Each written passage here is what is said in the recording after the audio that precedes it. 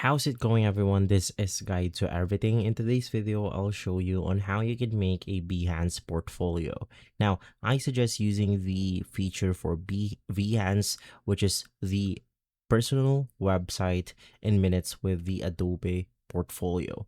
Now, to get over to this page, just search for Behance portfolios and then click on the portfolio builder projects.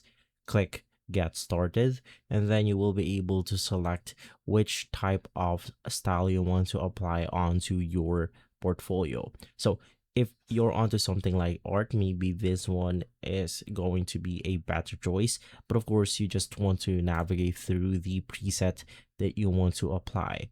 After choosing your portfolio theme, click use this theme option, and then of course you want to log in your account, and from there you will be able to make simple changes onto this specific theme, like changing the name right here, changing the description, and of course changing the project itself.